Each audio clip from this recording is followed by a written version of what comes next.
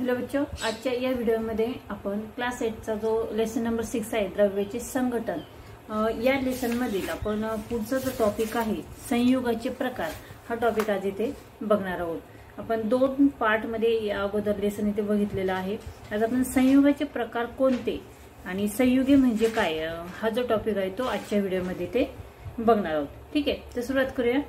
बघा, संयुगाचे प्रकार। तर त्यासाठी इथे एक प्रयोग दिलेला आहे। अगोदर प्रयोगासाठी साहित्य आहे बाष्पन पात्र, नंतर तिवई, बर्नर इत्यादी। म्हणजे आपल्याला जे जे साहित्य लागतं, बघा बर्नर आहे, इथे स्टँड आहे, त्यानंतर ते बाष्पन पात्र आहे आणि कापूर आहे। रासायनिक पदार्थामध्ये कापूर, चुनखडी, धुण्याचा सोडा, मोरचूत, साखर, ग्लुकोज आणि युरिया एवढे सगळं साहित्य इथे घेतलेलं आहे। आता त्यासाठी कृती इथे दिलेली आहे। बघा, एक बाष्पन पात्र आकृतीत दाखवल्याप्रमाणे तिवईवर ठेवा। म्हणजे इथे एक बाष्पन पात्र आपल्याला घ्यायचं आहे आणि ते आपल्याला इथे जी गॅसची शेगडी आहे ती पेटून त्यावरती ठेवायचं आहे। ठीक आहे, तर बाष्पन पात्रात थोडा कापूर घ्या, त्याच्यामध्ये थोडासा कापूर टाकायचा आहे। बर्नरच्या साहाय्याने बाष्पन पात्रातील कापूर 5 मिनिटे तीव्रपणे तापवा। हा जो कापूर आहे तो 5 मिनिटे पूर्ण तापायचा आहे, अतिशय प्रखर अशा उष्णतेवरती तापून घ्यायचा आहे। बाष्पन पात्रात काय शिल्लक उरते ते पहा। आता त्यामध्ये काय शिल्लक राहते ते आपल्याला बघायचं आहे। बघा, कापराऐवजी चुनखडी, धुण्याचा सोडा, मोरचूत, साखर, ग्लुकोज, युरिया हे पदार्थ वापरून वरील कृती पुन्हा करा। म्हणजे ही जी कृती आता इथे केलेली आहे कापूर टाकून, तिथे काय शिल्लक राहिलं ते आपल्याला निरीक्षण करायचं आहे। आणि त्याचप्रमाणे इथे आपण चुनखडी, धुण्याचा सोडा, मोरचूत, साखर, ग्लुकोज, युरिया हे जे रासायनिक पदार्थ आहे हे टाकून हाच प्रयोग आपल्याला करायचा आहे। आता हा प्रयोग झाल्यानंतर हे कृती करून पहा। तुमची निरीक्षणे पुढील प्रमाणे तक्त्यात नोंदवा। आता हे सर्व करून झाल्यानंतर, हा प्रयोग करून झाल्यानंतर ते निरीक्षण करून ते आपल्याला या तक्त्यामध्ये लिहायचं आहे। म्हणजे बाष्पन पात्रात आपण कोणतं चूर्ण टाकलं ते इथे लिहिणार आहोत। त्यानंतर बाष्पन पात्रात अवशेष उरला किंवा उरला नाही, तर या पात्रामध्ये आपण जो इथे पदार्थ टाकणार आहोत, रासायनिक पदार्थ, तो जो पूर्ण जळून जातो की त्यामध्ये काही उरतं ते आपल्याला या तक्त्यात इथे लिहायचं आहे। आणि तो जो अवशेष उरलेला असतो त्या अवशेषाचा रंग कोणता आहे, ठीक आहे, ते पण आपल्याला इथे लिहायचं आहे। आणि ही जी कृती आहे इथे सांगितलेली आहे की ही कृती शिक्षकांच्या देखरेखीखाली काळजीपूर्वक करा, कारण एखादे चूर्ण जे आहे ते पेट घेऊ शकते। तर बघा, वरील कृतीत तुम्ही पाहिले की तीव्र उष्णता दिल्यावर काही संयुगापासून अवशेष मिळतो तर काही संयुगापासून अवशेष मिळत नाही किंवा काळसर अवशेष मिळतो। हा काळा अवशेष प्रामुख्याने कार्बनचा बनलेला असतो। तसेच ही संयुगे हवेमध्ये तीव्रपणे तापविली असता त्यांचा ऑक्सिजन बरोबर संयोग होऊन काही वायुरूप पदार्थ तयार होतात व ज्वलन पूर्ण न झाल्यास खालील अवशेष रूपाने काळ्या रंगाचा कार्बन राहतो।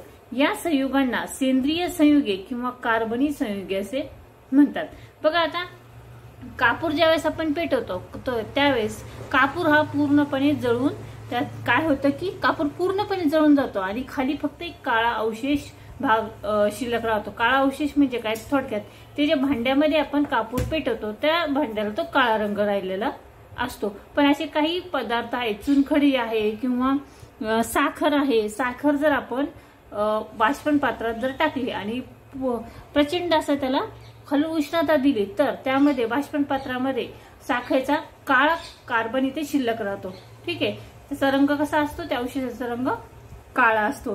तर हा जो उरलेला जो रंग असतो, जो कार्बन जो उरलेला असतो, या संयुगांनाच आपण सेंद्रिय संयुगे असे किंवा कार्बनी संयुगे असे म्हणतो। उदाहरणार्थ कर्बोदके, प्रथिने, हायड्रोकार्बन, त्यानंतर उदाहरणार्थ पेट्रोल, स्वयंपाकाचा गॅस अशी द्रव्ये सेंद्रिय संयुगाची बनलेली आहेत। वरील कृतीत कापूर, साखर, ग्लुकोज व युरिया ही सेंद्रिय संयुगे आहेत। या उलट ज्या संयुगाची तीव्र उष्णता दिल्यावर अपघटन होऊन मागे अवशेष उरतो ती असेंद्रिय संयुगे किंवा अकार्बनी संयुगे असतात। मीठ, सोडा, गंज, मोरचूत, चुनखडी ही असेंद्रिय संयुगे आहेत। याशिवाय संयुगाचा आणखी एक प्रकार म्हणजे जटिल संयुगे होय। बघा, संयुगाचे कोणकोणते प्रकार दिले, सेंद्रिय संयुगे, कार्बनी संयुगे, त्यानंतर अकार्बनी संयुगे, त्यानंतर जटिल संयुगे। जटिल संयुगाच्या रेणूमध्ये अनेक अणूंनी तयार झालेली जटिल संरचना असते व या संरचनेच्या मध्यभागात धातूंच्या अणूंचा सुद्धा समावेश असतो। मॅग्नेशियमचा समावेश असलेले क्लोरोफिल, लोहाचा समावेश असलेले हिमोग्लोबिन व कोबाल्टचा समावेश असलेले सायनोकोबालिन म्हणजे जीवनसत्व B12 ही जटिल संयुगाची काही उदाहरणे आहेत। संयुगाच्या रेणूमध्ये वेगवेगळे अणू रासायनिक बंधांनी जोडलेले असतात, त्याविषयी आपण पुढे पाहणार आहोत।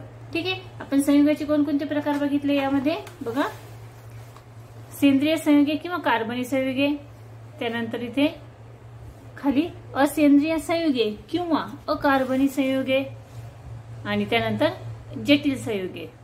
तर आजच्या या व्हिडिओमध्ये आपण इथे संयुगे म्हणजे काय आणि संयुगाचे प्रकार हे उदाहरणासहित इथे बघितलेले आहेत। आय होप तुम्हाला समजले असतील।